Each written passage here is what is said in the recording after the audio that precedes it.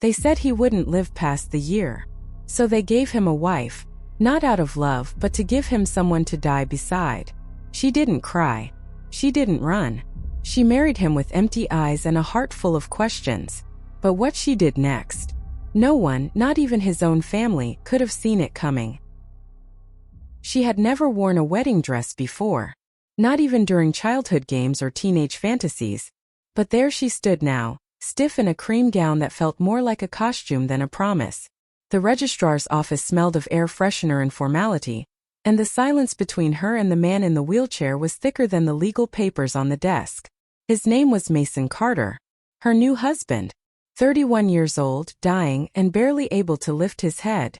Samantha Blake was 24, perfectly healthy, and very aware that none of this was about love. The ceremony lasted 10 minutes. There were no rings, no vows, no kiss, just signatures. His mother, Mrs. Elaine Carter, thanked her with a trembling voice and eyes that refused to meet hers. "You've done a good thing," she said. "You've given him dignity." But Samantha wasn't sure if that was true, or if she just signed up to be a witness to death. The ride to the house was silent. Samantha sat in the back seat beside Mason's wheelchair, folded and still. Elaine drove, her hands tight around the steering wheel, and the car moved like it was trying not to disturb the air. The mansion they arrived at was far too big for 3 people. Marble floors, crystal chandeliers, a grand piano no one touched. Everything inside screamed wealth, yet nothing felt alive. Samantha was shown to the guest room across the hall from Mason's. "This is just formality," Elaine said with a smile that didn't touch her eyes. "No one expects anything from you. Just be kind to him. Keep him company. That's all." Samantha nodded. She hadn't asked for this arrangement. She had debts, an eviction notice, and a mother in a care home. When a stranger offered to settle it all in exchange for a paper marriage to a dying heir, it hadn't felt like a choice. It felt like survival. Samantha heard him before she saw him again. A soft, dry cough echoed down the hall in the dead of night. She stepped out of her room, barefoot, and saw the faintest light spilling from under Mason's door. For a moment she debated walking away, but something made her knock gently. No answer. She pushed the door open slowly. He was awake, staring at the ceiling, eyes dull but focused. For a dying man he looked oddly aware. She stood at the doorway, unsure if she should speak. His lips parted slightly, but no sound came. He blinked once, and his gaze shifted, locking directly with hers. It was the first time she truly saw him. Pale skin, sunken cheeks, dark circles under his eyes, but behind it all, he was young. Not old, not gone, alive in a body that seemed to be giving up on him. She said nothing. Neither did he. She only nodded, and left the door half open as she walked away. But she felt his eyes follow her long after she returned to bed. The next morning, Samantha found a full breakfast laid out on the dining table. Steaming eggs, toast, fresh juice, and cut fruit arranged with care. But no one was seated. The housekeeper nodded at her silently and disappeared. Elaine walked in moments later, perfectly dressed as if she'd stepped out of a magazine shoot. "He doesn't eat with others," she said, pouring herself coffee. "Too tired. You can eat alone or wait until he's done." Samantha sat down awkwardly, unsure if she was even supposed to enjoy the food. As she lifted her fork, she heard the hum of Mason's electric wheelchair moving through the hallway. He passed the dining room without glancing in. But just before he disappeared around the corner he paused briefly and turned his head. Their eyes met again. Just for a second. It wasn't emotion she saw. It was recognition. And for the first time Samantha realized something quietly unsettling. He was watching her more than he let on. That afternoon Elaine called Samantha into the study. The room smelled of polished wood and expensive silence. A thick envelope sat on the desk between them. "This is your allowance. Monthly." "As agreed," Elaine said, sliding it forward. "If you remain respectful, maintain the home environment, and avoid complications, we won't have any issues." Her tone was firm, almost rehearsed. Samantha nodded, fingers resting on the envelope but not opening it. "What kind of complications?" she asked. Elaine's eyes narrowed slightly. "You're not his nurse, Samantha. You're not his wife in the traditional sense either. There's no need for emotional entanglement. Mason is delicate. We simply want him to be comfortable, not confused. It was clear. They didn't want her to love him. They didn't want him to hope.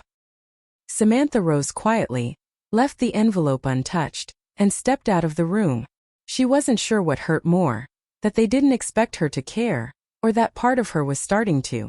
The sky turned gray that evening, and the first drops of rain tapped against the wide windows. Samantha brought a cup of tea to Mason's room unasked. He didn't speak, but he didn't push it away either. She set it down gently on the side table and turned to leave when she heard it. A sound so soft she almost missed it. A chuckle. She turned around. Mason was looking at the cup, his lips curved ever so slightly. Not a full smile. Just the ghost of one. But it was enough to stop her in her tracks. "You think it's funny?" she asked quietly. He nodded. "Barely. Just once." Then he whispered, voice hoarse and unused. "You didn't poison it, right?" It was a joke. A dark one. But it was a sentence. The first sentence. Samantha stared at him, half in shock, half in disbelief. And then she smiled too. For the first time since she arrived in that house, something felt alive. The next morning, Samantha woke with a strange feeling in her chest. One she hadn't known in weeks. Curiosity. She carried Mason's tea to his room again. This time he was awake before she knocked. "You're early," he rasped, his voice clearer than yesterday. She stepped in and set the tray down. "You're getting better at sounding human," she replied. He let out a low breath that might have been a laugh. They didn't say much after that, but the silence had changed. It was less like a wall and more like a curtain, thin enough to let light through. As she arranged books on the small shelf by his bed, she noticed one that looked out of place. Older, worn, and tucked behind a row of untouched hardcovers. She pulled it out. A photo album. Mason stiffened. "Don't open that," he said, tone low but serious. It was the first time she heard authority in his voice. She nodded and put it back without a word. But now she knew. There were stories in that house no one had told her. Not yet. Samantha noticed it on her third week in the house. There was no nurse. No medical professional came to check on Mason, no doctor visited, no therapist stopped by. For someone who was supposed to be dying, he had no one monitoring his condition but a few pills and silence. That afternoon, as she handed him a new book to read, she asked gently, "Why don't you have a nurse?" Mason hesitated. His fingers tightened slightly around the book. "Because I fired them all," he said. "They made me feel like a patient. I just wanted to be a person again." Samantha said nothing. She couldn't argue with that, but something still didn't sit right. If he was as sick as they claimed, shouldn't someone have insisted on proper care? Later that day, she walked past Elaine's study and overheard part of a phone call. "He's stable. No, there's been no change. And no, he doesn't need anyone else. We're handling it." Her tone was clipped. Dismissive. Controlling. Samantha stood in the hallway, heart thudding. For the first time she began to wonder. What if Mason wasn't dying? What if they just wanted him to? Samantha needed air. She stepped outside for the first time in days, drawn by the quiet elegance of the garden behind the house. Manicured hedges, a koi pond, and a winding stone path. It was beautiful, yet unnervingly perfect. As she sat on a bench beneath a willow tree, she saw him. Mason. In his wheelchair, alone, slowly navigating the path from the other end of the garden. She hadn't been told he ever left the house. He looked stronger. Not healed, but definitely more alert than he had been that first day. He paused when he saw her, unsure if he should continue. Then with a small shrug he rolled forward. They sat in silence for several minutes. Eventually he broke it. "You come out here often?" She smiled faintly. "First time." He nodded, eyes scanning the pond. "It used to be my favorite place. Before I got sick. Before the silence swallowed everything." His voice cracked, but he didn't apologize. She didn't pity him either. Instead, she whispered, "Then maybe it's time to talk louder than the silence." And for the first time, Mason looked at her. Not just glanced, but truly looked. And something in his expression softened. That evening, Samantha found the pill organizer on Mason's nightstand almost untouched. Days marked, pills still in their compartments. She stared at it, confused. You haven't been taking these, she said gently. Mason didn't deny it. They make me sicker, he said simply. They always did. She picked up the small prescription bottle, reading the label. Expired. Months ago. Her brows furrowed. These are supposed to help you, Mason. Not poison you. He leaned back against the headboard. I stopped trusting doctors when they stopped looking me in the eye. Everyone just accepted I was dying. No one ever asked if I agreed. Samantha said nothing, but her thoughts raced. If the pills weren't helping, and he was improving without them, what was really going on here? Later that night, she searched the drawers in the guest room where she stayed and found a locked folder labeled Living Will MC. It wasn't hers. It must have been placed there by mistake or not. Samantha stared at the folder long after midnight. Living Will MC. She knew she shouldn't open it, but something about finding it in her room felt intentional. With shaking hand, she peeled it open. Inside were documents, some typed, some handwritten. The top page was a declaration. Mason Carter willingly agreed to palliative care at home, refusing all further treatment. It was signed, dated, witnessed by his mother. But the second page was different. It was a letter, dated 6 months earlier, written by Mason himself, but with a very different tone. I'm not ready to give up, it said. I need help. Real help. I think I'm getting worse because of the house, not the illness. Something is off. Please, if anything happens to me, don't believe the story they tell. Samantha sat back, her heart racing. It was all wrong. The paperwork, the pills, the quiet isolation, it wasn't care. It was control. And now she was part of it. The next morning, Samantha walked into the kitchen where Elaine was sipping her usual black coffee. For once, Samantha didn't wait to be addressed. Why was Mason's living will in my room? She asked. Elaine didn't even flinch. I placed it there, she said casually. I wanted you to understand your place in all this. You're not his savior, Samantha. You're just his comfort. Samantha's jaw tightened. He wrote a letter. He doesn't want to die. Elaine's eyes darkened. That letter was written in a moment of weakness.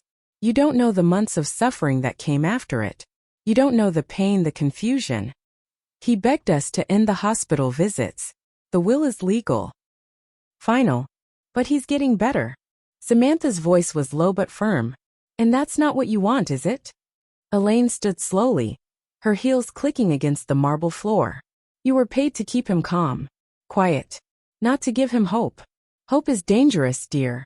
Hope delays closure. She walked away, leaving Samantha trembling. For the first time she realized she hadn't been hired to be a wife. She had been hired to help bury him. Samantha waited until late that night. Mason was half asleep when she entered his room. She closed the door gently, then pulled the chair beside his bed. I read your letter, she whispered. His eyes fluttered open.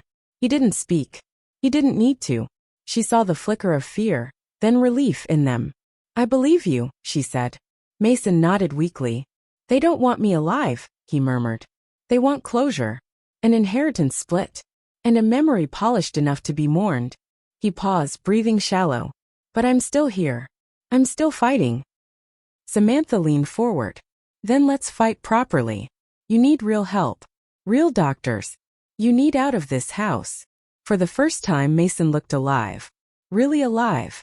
They'll never let me leave, he said. Then we don't ask, she replied. We plan. We disappear. That night, they whispered under a blanket of shadows, laying the first stones of their secret escape. The sick man wasn't ready to die. And the girl forced to marry him? She was about to become the reason he lived. It was raining again. Not the soft kind, but heavy, angry drops that struck the windows like fists. Elaine was out for a meeting, the housekeeper conveniently absent. Samantha stood by Mason's side as he gripped the metal arms of his wheelchair, teeth clenched. Are you sure? She asked softly. He didn't answer. He just pushed. It was shaky, unsteady, painful to watch, but he rose. For the first time in nearly a year, Mason Carter stood on his own feet. Samantha rushed forward to steady him, but he lifted a hand, stopping her. I need to do it, he said through gritted teeth. He took one step, then another. By the time he reached the window, he was shaking, but he was standing. Alive. Defiant. Tears spilled from Samantha's eyes. "You're not dying," she whispered. "You're not even close." Behind them, the security camera blinked red. Recording.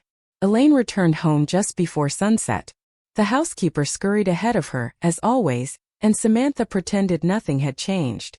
But later that evening, Elaine summoned her to the living room. The screen on the wall was paused mid-frame, Mason standing at the window. Caught. Documented. And paused like a threat. Elaine didn't speak for a while. She just stared at the screen with a stony expression. Then finally she said, "So he walks now."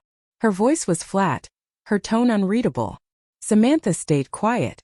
"I underestimated you," Elaine said, turning slowly. "I thought you'd be quiet. Grateful. But you've stirred something that was meant to settle. That's dangerous, Samantha." Samantha stood tall. "What's dangerous is pretending he's still dying when he's not." Elaine smiled, thin and sharp. "And what do you plan to do with that truth? Because truth without power is just noise." That night, Samantha didn't sleep. And neither did Mason. Because now the game had changed, and the house had declared war. Samantha spent the next 2 days quietly preparing. She ordered supplies under a fake account, medical files, burner phone, prepaid rideshares. She knew Elaine had eyes everywhere, so she kept her movements subtle. Mason, meanwhile, continued to stand and walk in small bursts, regaining strength little by little, but always behind closed doors. One evening, Samantha mapped out the plan in whispers beside his bed. "We leave next Wednesday. I booked a clinic out of state. Private. No questions. They can run real tests. You'll be safe." Mason smiled faintly. Safe. I forgot what that word feels like. Suddenly, a soft creak interrupted them. A shadow passed the hallway light. Samantha shot up and peeked through the door. Nothing. Just silence. But something felt wrong. Someone had heard them. And in a house built on secrets, that meant everything was about to shift. The next morning, Samantha found her phone missing. She checked her bags, drawers, even the kitchen counter. Gone. Her heart pounded. Then she saw the note, folded neatly and placed on her pillow. "You've been given a life. Don't throw it away chasing someone else's death." No name. No handwriting she recognized. Just cold warning. She rushed to Mason's room. He was asleep or pretending to be, but his door was now unlocked. Another silent message. They knew. Elaine knew. The house had ears. Later that day, Elaine invited Samantha for a walk around the indoor atrium. As they circled the indoor plants and marble floors, Elaine smiled gently. "You know, dear, not all cages have bars. Some come with chandeliers and housekeepers." Samantha didn't respond. She just nodded slowly, storing the words like weapons. If Elaine thought she'd surrender, she had no idea who she'd married off her son to. Samantha knew it was too risky now to use the original escape plan. Someone was watching too closely. So she created a second route. No electronics. No digital trails. She spoke to a former care assistant she found through a mutual contact, offering cash for one favor. Show up in 3 days posing as a physical therapist and drive Mason out. Clean. Untraceable. Meanwhile, she left subtle notes in Mason's books, coded in page numbers and phrases they'd agreed on. Wednesday changed. Watch for blue sweater. Be ready by dawn. Mason understood. The next time she saw him, he was sitting straighter. Eyes clearer. Hope quietly blooming where fear had once lived. But time was ticking. And somewhere in the house, behind polished doors and designer perfume, Elaine Carter was plotting her own final move. Wednesday arrived with a strange stillness in the air. Samantha wore the blue sweater. The signal. At 6 a.m., she wheeled Mason to the front lounge as planned. He was dressed and alert, his backpack discreetly tucked beneath the blanket on his lap. The driver, posing as a physical therapist, was parked outside, engine running. Just as they reached the door, Elaine appeared at the top of the stairs. She didn't shout. She didn't run. She simply said, "Going somewhere?" Her voice echoed through the marble like ice cracking. Samantha turned slowly. "To his appointment. The one you canceled without telling him." Elaine walked down step by step, gaze locked on Mason. "You're not ready. You'll collapse halfway there." "I'm not your prisoner," Mason said, voice firm. Elaine flinched. It was the first time he'd spoken back to her in years. Samantha pushed forward. One will roll. Then another. The door opened. The driver nodded. And for the first time Mason crossed the threshold of the house free. But as the car pulled away, Elaine whispered to herself, "This isn't over." The city looked different through the car window, brighter, alive. Mason leaned his head against the glass, his eyes soaking in every street sign and movement. "I forgot what air outside that house felt like," he murmured. Samantha smiled, watching him carefully. He was pale but alert, his voice stronger than ever. They arrived at the private clinic tucked between glass buildings in a quiet district. A nurse welcomed them with no questions, no paperwork delays. Just care. Real care. By afternoon, Mason had undergone blood tests, a new physical assessment, and a full body scan. When the doctor came into the room, he shook Mason's hand with genuine warmth. "You're not dying," he said. "At least not from what they told you. In fact, you've been recovering. Your vitals show that clearly." Samantha looked at Mason. Relief flooded his face, but deep beneath it something else flickered. Anger, grief, and a new resolve. Elaine hadn't just lied. She had almost buried him alive. After the diagnosis, Samantha asked for copies of everything. Every scan, every result, every doctor's note. She placed them in a new folder labeled Proof. Mason watched her in silence as she assembled the file with clinical precision. "You don't trust that she'll let this go," he said. Samantha met his gaze. "She won't. But this time we're not the ones hiding." That evening they checked into a quiet hotel under a fake name. Mason could finally sleep in a room that didn't feel like a cage. Samantha sat near the window, laptop open, uploading the documents to a secure drive. If anything happened, the truth would still speak. Meanwhile, Mason pulled something from his backpack, a photo. Faded. A picture of him before the illness, laughing beside a man Samantha didn't recognize. "That's my brother," he said softly. "The one they don't talk about." She turned toward him. "Why?" "Because he disappeared after a disagreement with Elaine. Just vanished." Samantha's heart tightened. "You think she had something to do with it?" Mason didn't answer. He didn't have to. The next morning, Samantha's burner phone rang. Unknown number. She hesitated, then answered. A voice, low, male, urgent. "You don't know me. But I know Mason. I used to work for his father before he died." "Whatever you think Elaine's capable of, it's worse." Samantha's breath caught. "Who are you?" "I'm someone who tried to warn him once. It didn't end well for me." There was a pause, then a warning. "She's tracking you. That hotel isn't safe. She's already filed a report saying Mason was kidnapped. You need to disappear now." The line went dead. Samantha turned to Mason, who had been watching her face the entire time. "We can't stay here," she whispered. "She's flipping the narrative." Mason didn't argue. He just said, "Then let's give her a story she can't control." Together they began packing. And as Samantha zipped the folder full of medical evidence into her bag, she knew this wasn't just survival anymore. It was war. They found a safe house through the clinic's network, discreet, quiet, untraceable.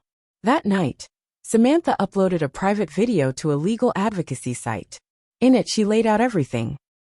Mason's falsified care records, the expired medications, the psychological manipulation, and most importantly, his diagnosis.